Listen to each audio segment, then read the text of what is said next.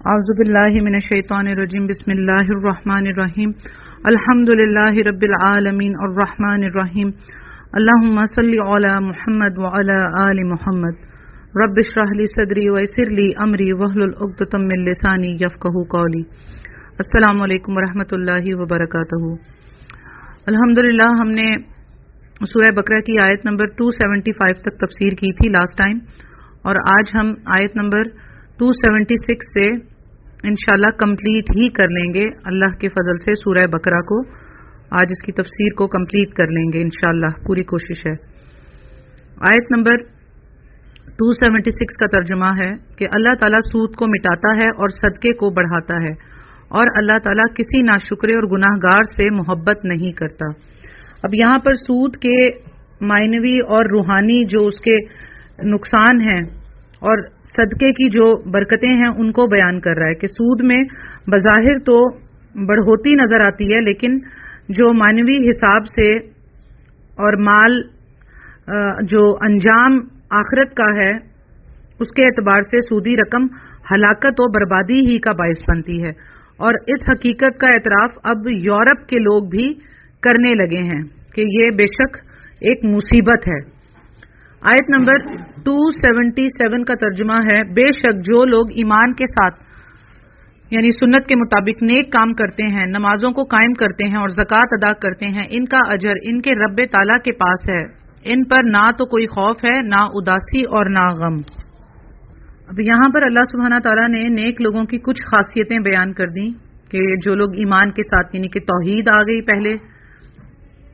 اور نماز کو قائم کرنے کا معاملہ آ گیا، اور زکوٰۃ دینے کا معاملہ آ گیا۔ یہاں اللہ تعالیٰ نے تین چیزوں کو ہائی لائٹ کر دیا کہ اللہ پر ایمان ہو، یعنی کہ وہ ایک ہے، اس کے سوا کوئی کارساز نہیں ہے، تمام دعائیں، عبادتیں، حاجتیں سب اسی کے لیے ہیں، عبادتوں کی تمام صورت اسی کے لیے، اس پر قائم رہے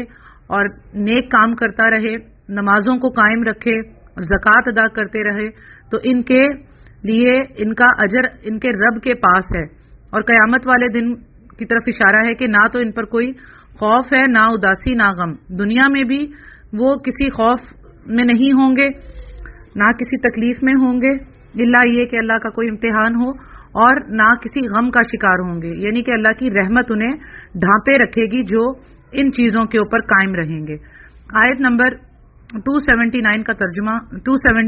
ترجمہ ہے، اے ایمان والو اللہ تعالیٰ سے ڈرو اور جو سود باقی رہ گیا ہے وہ چھوڑ دو اگر تم سچ مچ ایمان والے ہو۔ اب یہاں اللہ تعالیٰ کیا فرما رہے ہیں کہ ایمان والوں کو یہ بات بتا رہے ہیں کہ جو کچھ ہو گیا سو ہو گیا، اب اللہ تعالیٰ سے ڈرو، اور جو معاملات میں تمہارا سود کے اندر معاملات چل رہے تھے اب اسے ادھر کے ادھر ہی چھوڑ دو۔ اب یہ نہیں کہ اس کا کمپلیٹ ہو جائے معاملہ اور یہ میں پورا کاروبار یا یہ جو کام بیچ میں اٹکا ہوا ہے اس کو کر دوں اور پھر بعد میں چھوڑ دوں گا، نہیں، جیسے ہی تمہیں حکم مل گیا، اللہ تعالیٰ کا معاملہ پتہ چل گیا قرآن و حدیث سے، تو اس کو وہیں پر چھوڑ دو اگر تم واقعی سچ مچ ایمان والے ہو، یعنی کہ جو حقیقت میں ایمان والے ہوتے ہیں جب ان کے پاس حکم آ پہنچتا ہے تو وہ فوراً اللہ سے ڈر جاتے ہیں اور اس معاملے کو اپنے سے رفع دفع کرنے کی کوشش کرتے ہیں تاکہ وہ پاک ہو جائیں ان چیزوں سے۔ پھر آیت نمبر 279 کا ترجمہ ہے، اور اگر ایسا نہیں کرتے تو اللہ تعالیٰ سے اور اس کے رسول سے لڑنے کے لیے تیار ہو جاؤ، ہاں اگر توبہ کر لو تو تمہارا اصل مال تمہارا ہی ہے، نہ تم ظلم کرو نہ تم پر ظلم کیا جائے۔ اچھا، یہاں پر اتنی سخت وعید ہے کہ جو کسی معصیت کے کسی اور گناہ پر نہیں دی گئی کہ اللہ اور اس کے رسول سے جنگ کے لیے تیار ہو جاؤ۔ اس لیے حضرت عبداللہ بن عباس رضی اللہ تعالی عنہما نے ان کا یہ فتویٰ تھا کہ اسلامی مملکت میں جو شخص سود چھوڑنے پر تیار نہ ہو تو خلیفہ وقت کی ذمہ داری ہے کہ وہ اس سے توبہ کرائے، اور اگر باز نہ آئے تو اس کی پھر گردن اڑا دی جائے۔ ابن کثیر نے اس کو جو ہے وہ بتایا ہے۔ تو یہ اتنی سخت وعید ہے جو کسی اور گناہ کے بارے میں نہیں آئی کہ اگر نہ توبہ کرے تو خلیفہ وقت کا کیا معاملہ ہے، یعنی مملکت کی طرف اشارہ کیا گیا ہے، حکومت کی طرف اشارہ گیا ہے کہ وہ ایسے شخص کی گردن اڑا دے۔ تو نعوذ باللہ آج تو ہماری ساری کی ساری حکومتیں اس چیز میں ملوث ہیں، اس سود کے کاروبار میں، اور سود کے حساب سے چل رہی ہیں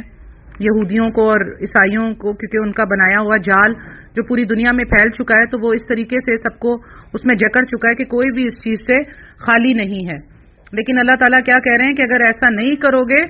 تو اللہ اور رسول سے لڑنے کے لیے تیار ہو جاؤ۔ اللہ اکبر، کہ جو سود کے کاموں میں ملوث ہے تو وہ ایسا کرے کہ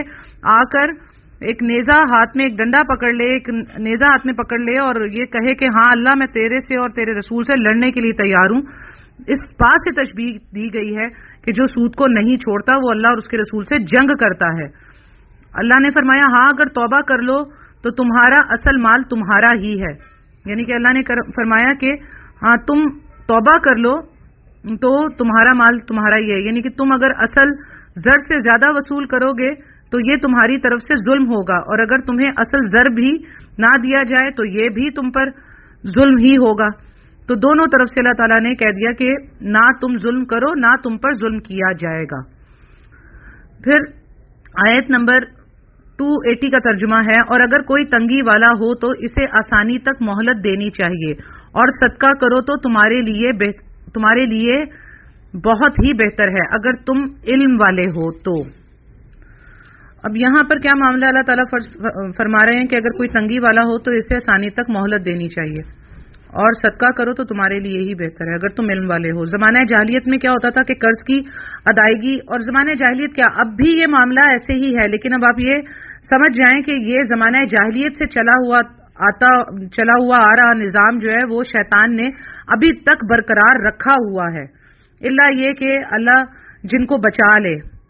تو کیا ہوتا تھا زمانہ جاہلیت میں بھی قرض کی ادائیگی نہ ہونے کی صورت میں سود در سود اصل رقم میں اضافہ ہی ہوتا چلا جاتا تھا، جس سے وہ تھوڑی سی رقم ایک پہاڑ بن جاتی تھی اور اس کی ادائیگی ہی ناممکن ہو جاتی تھی۔ تو اس کے برعکس اللہ تعالیٰ نے حکم دیا کہ کوئی تنگ دست ہو تو سود لینا تو درکنار، اصل مال لینے میں بھی آسانی تک اسے مہلت دے دو۔ تو مطلب اگر کوئی کسی کو آپ نے قرض دیا ہوا ہے تو اسے بجائے کہ سود اس کے ساتھ لگاؤ، وہ تو دور کی بات ہے، اس کو تو سوچو بھی مت، بلکہ اس نے جو قرض لیا ہے جتنا، یعنی کہ 5 لاکھ لیا ہے تو 5 لاکھ اگر دینے میں اسے مہلت دینی پڑے تو وہ بھی دو، نہ کہ اس کے اوپر سود بھی لگا دو۔ تو اور اگر قرض بالکل ہی معاف کر دو تو یہ زیادہ بہتر ہے، یعنی کہ اگر تم اس کا قرض ہی معاف کر دیتے ہو تو یہ تو بہت ہی بہتر ہے تمہارے حق میں۔ اور احادیث میں بھی اس کی بہت زیادہ فضیلت بیان کی گئی ہے کہ آج کل تو غلامی نہیں ہے، لیکن رسول اللہ صلی اللہ علیہ وسلم نے کیونکہ غلامی کو ختم کر دیا تھا، لیکن آج غلامی کی شکل گردن آزاد کروانے کی، گردن چھڑانے کی کیا شکل ہوگی کہ اگر آپ کسی قرض دار کا قرض معاف کر دیں یا پھر اس کو وہ رقم ادا کر دیں کہ جس سے وہ اپنی قرض کی رقم دے کر جو ہے وہ قرض سے چھوٹ جائے اس کی جان۔ تو آج کا معاملہ گردن چھڑانے کا یہ ہوگا کہ آپ کسی کا قرض سے اس کو رہائی دلوا دیں، اس کا قرض ادا کر دیں، تو یہ بہت ہی بڑا اجر ہے۔ اور اکثر کر جو ہے لوگ فوت ہو جاتے ہیں، ان پر قرض ہوتا ہے تو اس قرض سے سب جان چھڑا رہے ہوتے ہیں، بیٹے تک اپنا دامن چھڑا رہے ہوتے ہیں کہ ہمیں قرض باپ کا دینا پڑ جائے گا۔ تو کیا معاملہ ہے کہ اگر اس فوت شدہ شخص کا کوئی اگر مسلمان بھائی قرض ادا کر دیتا ہے، چاہے وہ رشتہ دار ہو، دوست ہو یا کوئی غیر ہو، تو اس کے لیے وہ بہت بہت بہت بڑا اجر ہے جو وہ یہ معاملہ کرے گا۔ اب یہاں دیکھیں کہ ان دونوں نظاموں میں، ایک سودی نظام میں اور ایک جو ہے خالی قرض کے بدلے میں اتنا ہی رقم لینے کے معاملے میں کتنا فرق ہے دونوں نظاموں میں، اور خاص طور پر کہ اگر معاف ہی کر دیں، اللہ تعالیٰ نے کہا کہ اگر معاف کر دے تو اس کے حق میں بہتر ہے، تو یہ کتنا خوبصورت نظام ہے۔ ایک نظام جو سود کا ہے اس میں سراسر ظلم، سنگ دلی اور خود غرضی ہے، اور دوسرا جو نظام اللہ کا بنایا ہوا ہے اس میں ہمدردی ہے، تعاون ہے، ایک دوسرے کو سہارا دینے والی بات ہے۔ لیکن کیا مسلمان خود ہی اس برکت اور پر رحمت نظام الہی کو اگر نہ اپنائیں تو اس میں اسلام کا کیا قصور ہے؟ اور پھر ہم اللہ تعالیٰ پر اس کا کیا الزام دے سکتے ہیں؟ کاش مسلمان اپنے دین کی اہمیت کو سمجھیں اور اپنے نظام کو اس حکم کے مطابق بنائیں جو اللہ تعالیٰ نے اور اس کے رسول صلی اللہ علیہ وسلم نے دیا ہے۔ تو اس سے کیا ہوگا کہ معاشرے میں ایسے معاملات نہیں آئیں گے، لوگ قرض میں نہیں ڈوبیں گے، لوگ برے حالات میں قرض کے علاوہ جو سود ان کے اوپر لگتا ہے اس کے اندر کبھی بھی نہیں دھسیں گے، کیونکہ اللہ تعالیٰ نے آیت میں کہا کہ اگر تم میں علم ہو تو ہمیں کیا علم اگر قرآن و حدیث کا ہوگا تو ہم ان چیزوں کے اوپر جو ہے وہ پورا عمل کریں گے۔ اس کے بعد آیت نمبر 281 کا ترجمہ ہے، اور اس دن سے ڈرو جس میں تم سب اللہ تعالیٰ کی طرف لوٹائے جاؤ گے، اور ہر شخص کو اس کے اعمال کا پورا بدلہ دیا جائے گا اور ان پر ظلم نہیں کیا جائے گا۔ اب یہاں پر اللہ تعالیٰ کیا فرما رہے ہیں کہ اللہ تعالیٰ سے ڈرو اور اس دن سے ڈرو جس میں اللہ تعالیٰ کی طرف تم لوٹائے جاؤ گے، اور ہر شخص کو اپنا پورا مطلب اس سے مراد قیامت کا دن بھی ہے، اور ہر اس آدمی کا دن بھی مراد ہے جس کی موت ہو جائے، کیونکہ وہ بھی اس کے لیے حدیث میں آتا ہے کہ ایک قیامت کا ہی دن ہوتا ہے جس دن وہ اپنی آنکھوں سے فرشتوں کو اور غیب کی کچھ چیزوں کا مشاہدہ کر لے گا، تو وہ بھی اس کے قیامت کا ہی دن ہوگا۔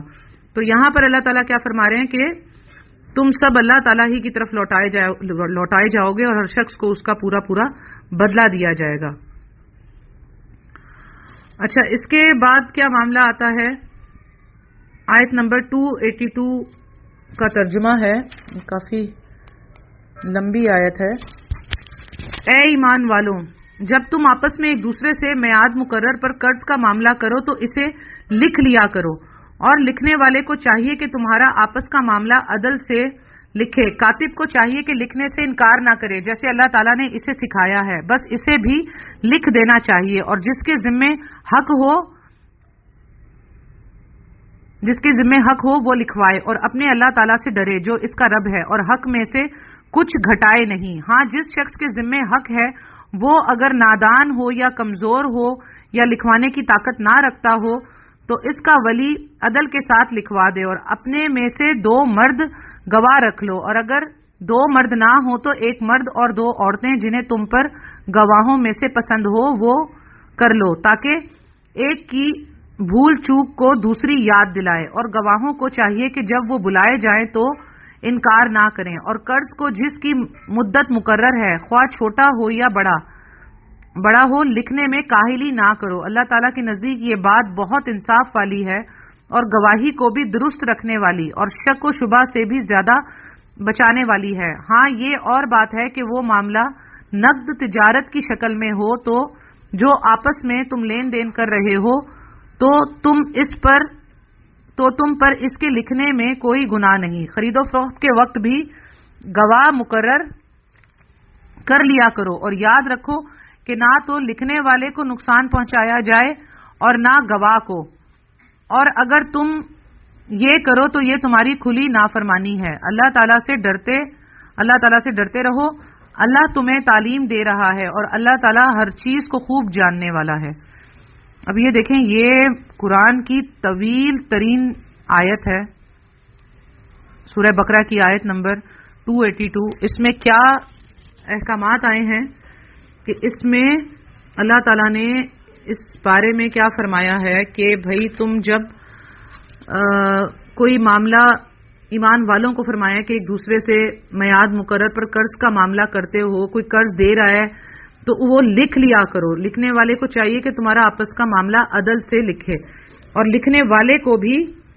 کہا جا رہا ہے کہ عدل کے ساتھ یہ معاملہ کرے۔ یہاں پر یہ بھی بتایا جا رہا ہے کہ جو یعنی کہ اس سے مراد مقروض ہے، جس نے قرض لیا ہے، یعنی وہ اللہ سے ڈرتا ہو، رقم کی تعداد جو ہے رقم کی صحیح تعداد لکھوائے، اس میں کمی نہ کرے۔ پھر اللہ تعالیٰ آگے فرما رہے ہیں کہ جو مقروض ہے، جس نے قرض لیا ہوا ہے، اگر کم عقل یا کمزور بچہ یا مجنون ہے، تھوڑا بہت دیوانہ ٹائپ کا ہے، صحیح عقل نہیں اس میں، تو اس کے ولی کو چاہیے، یعنی کہ جو اس کا ولی ہے، یعنی کہ جو اس کا کیا کہنا چاہیے بڑا ہے، تو اس کو چاہیے کہ وہ انصاف کے ساتھ لکھوا لے تاکہ صاحب حق قرض دینے والے کو بھی نقصان نہ ہو۔ اس کے بعد اللہ تعالیٰ اس میں فرما رہے ہیں کہ 2 عورتوں کی گواہی 1 مرد کے برابر ہے، اور مرد کے بغیر صرف ایک اکیلی عورت کی گواہی بھی جائز نہیں، سوائے ان معاملات کے جن پر عورتوں کے علاوہ کوئی اور مطلع نہیں ہو سکتا۔ تو اس میں بھی اختلاف ہے تھوڑا سا کہ ایک مدعی کہ یعنی ایک مرد کے ساتھ جو ہے دو عورتوں کی گواہی پر فیصلہ کرنا جائز ہے یا نہیں، جس طرح ایک مرد گواہ کے ساتھ فیصلہ کرنا جائز ہے جبکہ دوسرے گواہ کی جگہ مدعی قسم کھا لے، یعنی کہ ایک طرف تو یہ ہے کہ ایک گواہ ہو اور دو عورتیں ہوں، دوسرے گواہ کے معاملے میں دو عورتیں ہوں، لیکن ایک یہ بھی معاملہ ہے کہ ایک مرد گواہ ہے تو دوسرا دو عورتیں اگر نہ گواہ ہوں تو مدعی جو ہے وہ قسم کھا لے اس کی جگہ۔ تو حدیث سے ایک گواہ اور قسم کے ساتھ فیصلہ کرنا بھی ثابت ہے، اور دو عورتیں جب ایک مرد گواہ کے برابر ہیں تو دو عورتوں اور قسم کے ساتھ فیصلہ کرنا بھی جائز ہے، اور یہ ایک مرد کے مقابلے میں دو عورتوں کو مقرر کرنے کی علم و حکمت ہے، یعنی ایک عورت عقل اور یاداشت میں مرد سے کمزور ہوتی ہے، جیسا کہ صحیح مسلم کی حدیث میں بھی عورت کو ناقص العقل کہا گیا ہے۔ اس میں عورت کے کوئی اس کی بےعزتی کرنا اس میں مراد نہیں ہے، بلکہ یہ قدرت کی طرف سے ہے کہ وہ ذرا یاداشت میں تھوڑی کمزور ہوتی ہے، جیسا کہ بعض لوگ باور کرواتے ہیں کہ عورت جو ہے وہ کم عقل ہے تو ہر معاملے میں وہ کم عقل ہے، یہ اس کا مراد نہیں ہے، بلکہ اللہ تعالیٰ کی طرف سے اس میں تھوڑی سی ایک کمزوری پائی جاتی ہے، جس کو کہ یہاں پر اللہ تعالیٰ نے بیان کیا کہ اگر ایک بھول جائے تو دوسری اس کو یاد کرا دے، تو یہ بلکہ ایک فطری کمزوری کا بیان ہے عورت میں جو اللہ تعالیٰ کی طرف سے ہے، اور اللہ تعالیٰ اس حکمت کو جانتے ہیں، ظاہری سی بات ہے۔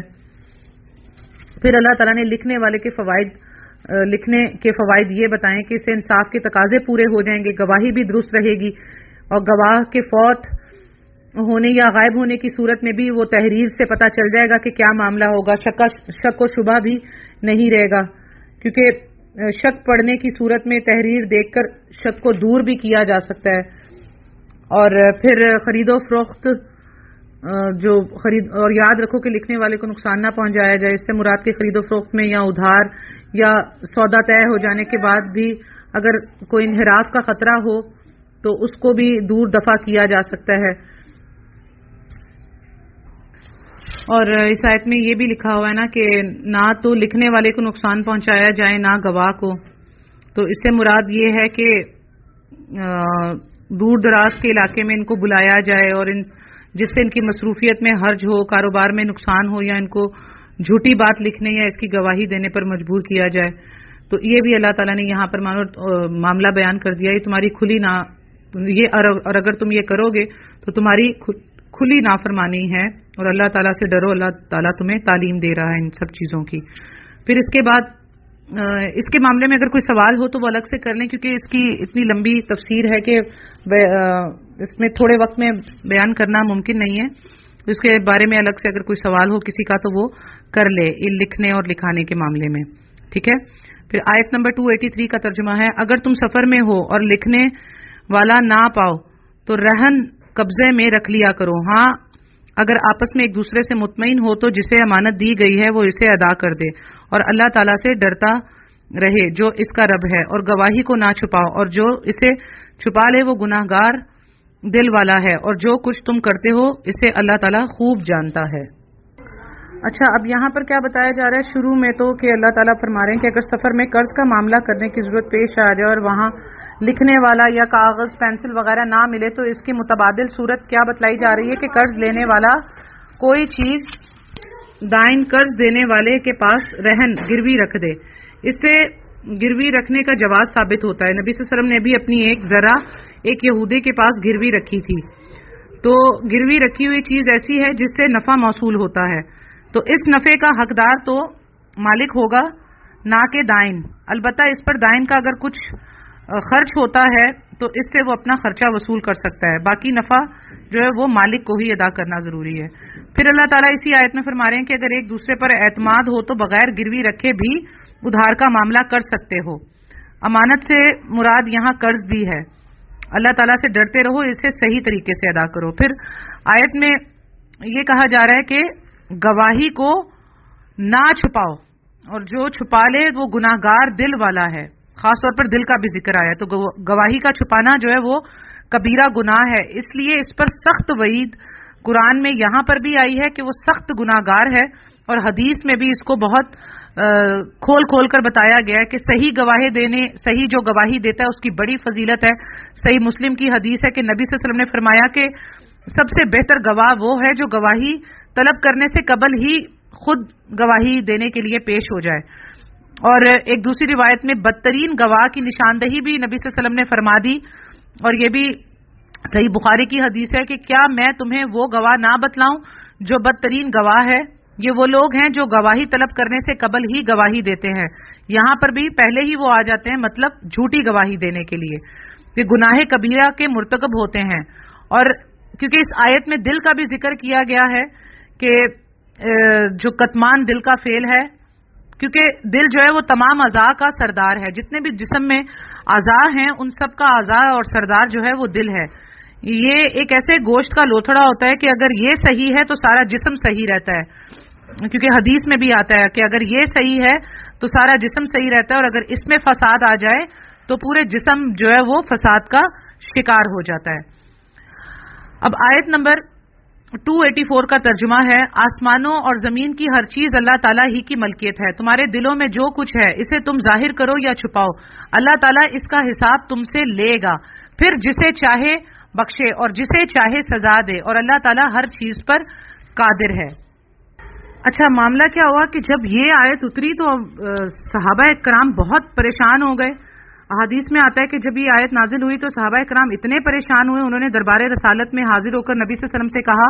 کہ یا رسول اللہ، نماز، روزہ، زکوٰۃ، جہاد وغیرہ تو یہ سارے اعمال جن کا ہمیں حکم دیا گیا ہم بجا لاتے ہیں کیونکہ یہ ہماری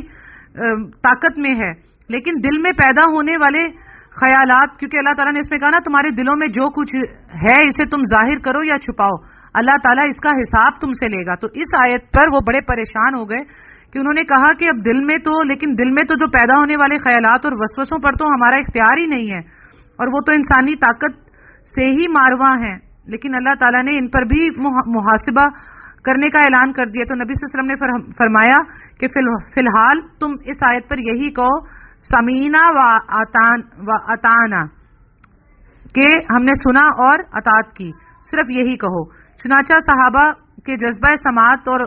اس بات کو دیکھتے ہوئے اللہ تعالیٰ نے اس آیت کو پھر جو ہے منسوخ کر دیا دوسری آیت کے ساتھ، کہ جو ہم آگے چل کے پڑھیں گے کہ اللہ تعالیٰ کسی جان کو اس کی طاقت سے زیادہ تکلیف نہیں دیتا. اس بات سے، اس آیت سے ان چیزوں کو، اس بات کو منسوخ کر دیا کہ اللہ تعالیٰ جو تمہارے دلوں میں ہے تم اسے ظاہر کرو یا چھپاؤ، اس کا حساب تم سے لے گا. اسے منسوخ کر دیا اس بات سے کہ اللہ تعالیٰ کسی جان کو اس سے زیادہ کی طاقت نہیں دیتا. تو یہ معاملہ اس طرح سے جو ہے آگے چل کر ہم پڑھیں گے جب یہ آیت آئے گی.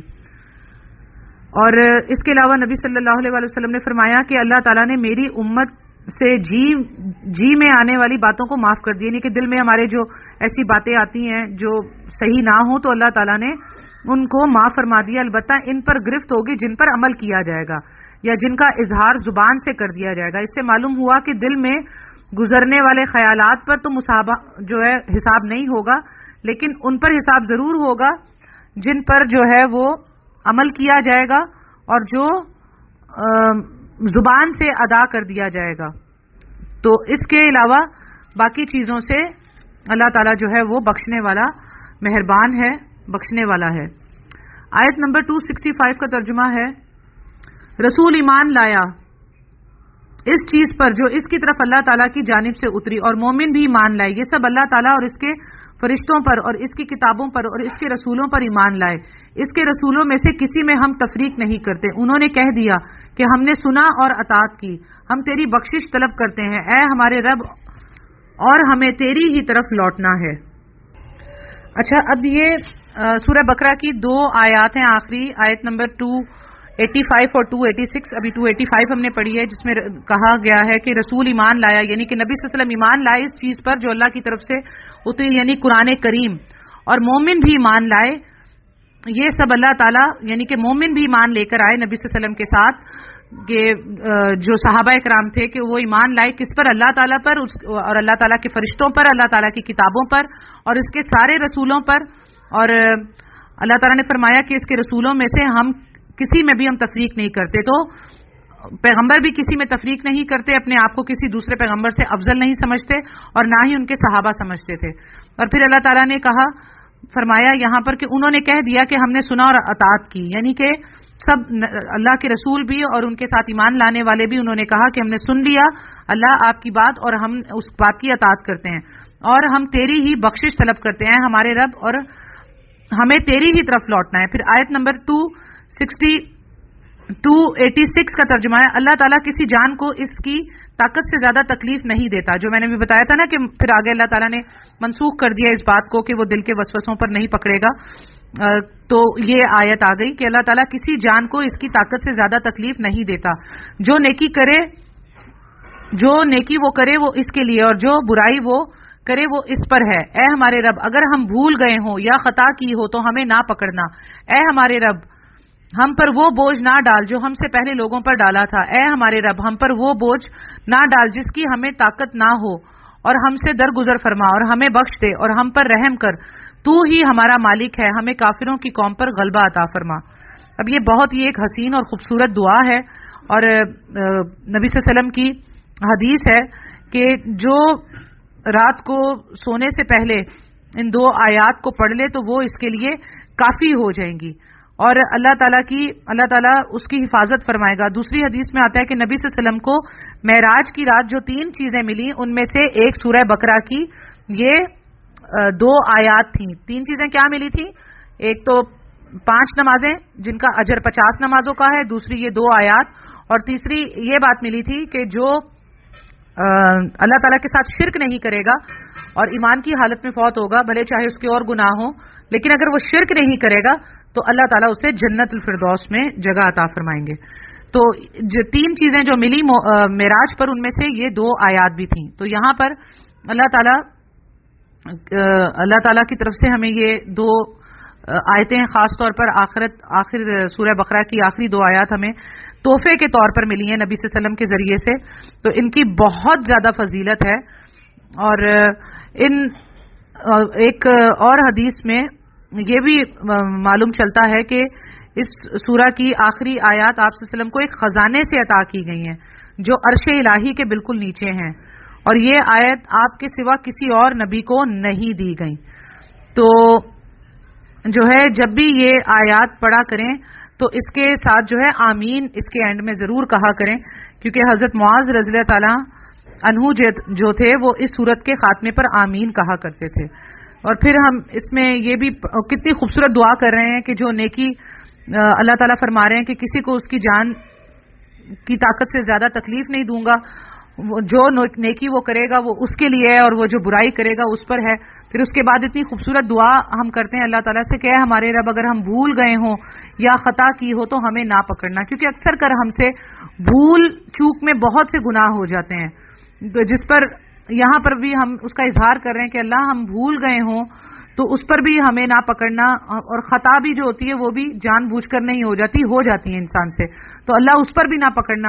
اور پھر ہم دعا کریں کہ اللہ ہم پر وہ بوجھ نہ ڈال جو ہم سے پہلے لوگوں پر ڈالا تھا، یعنی کہ ہم سے پہلے جو لوگ گزر گئے ان پر اتنی بڑی بڑی جو آزمائشیں آئیں اور انہیں ایسے ایسے آزمایا گیا کہ کھولتی ہوئی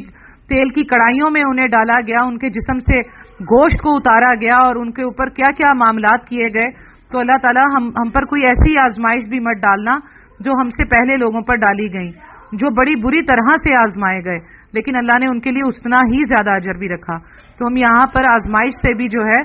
وہ اللہ تعالیٰ کی پناہ مانگ رہے ہیں کہ کوئی ایسی آزمائش نہ ڈالنا جو ہم سے پہلے لوگوں پر ڈالی گئی، اور پھر ہم یہ بھی دعا مانگ رہے ہیں کہ ہم پر وہ بوجھ نہ ڈال جس کی ہمیں طاقت نہ ہو، یعنی کہ یہاں پر ہم دوسرے لفظوں میں یہ کہہ رہے ہیں کہ اللہ تعالیٰ ہم پر کوئی ایسی معاملہ نہ کرنا، ہم پر کوئی ایسی آزمائش نہ ڈالنا کہ جس میں ہم پاس ہونے کی جگہ فیل ہو جائیں، اور ہمیں اتنا ہی بوجھ ہمیں دینا جتنا ہم اٹھا سکیں۔ اور اللہ تعالیٰ پھر بھی ہم سے تو ہم سے تو بھول چوک ہو جائے گی تو پھر ہم سے کیا کر درگزر فرما اور ہمیں بخش دے اور ہم پر رحم کر، ہمیں بخش دے ہم پر رحم کر، یعنی کہ تو ہی ہمارا مالک ہے۔ ہم یہ بات اس لیے کہہ رہے ہیں کہ اللہ تعالیٰ تیرے علاوہ اور کوئی بھی نہیں ہے ہمارا، تو ہم یہ ساری باتیں تیرے سامنے رکھ رہے ہیں کہ ہم میں یہ کمزوریاں ہیں، یہ معاملات ہیں، تو ہماری ان چیزوں سے درگزر فرما دے، اور ہم بہت گناہ گار ہیں، اس کے بدلے میں ہمیں بخش دے اور ہم پر رحم کر، کیونکہ اللہ تو ہی ہمارا مالک ہے۔ ہمیں کافروں کی قوم پر غلبہ عطا کر کہ یا اللہ ہمیں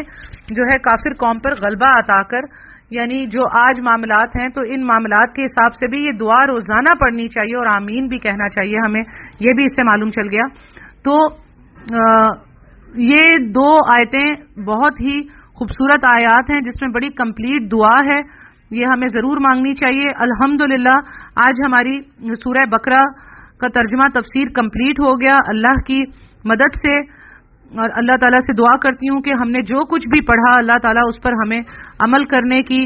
اس کو صحیح طرح سمجھنے کی، اس پر عمل کرنے کی اور اس کو دوسرے لوگوں تک پہنچانے کی توفیق عطا فرمائے۔ اللہ سبحانہ تعالیٰ ہمیں قرآن اور احادیث سے ہدایت لینے والا بنائے، نہ کہ گمراہ ہو جانے والا۔ اللہ تعالیٰ ہمیں اس ہدایت پر قائم رکھے زندگی بھر، مرتے دم تک، قبر میں، میدان حشر میں، پلے صراط سے گزرتے وقت، یہاں تک کہ ہم جنت الفردوس میں نہ داخل کر دیے۔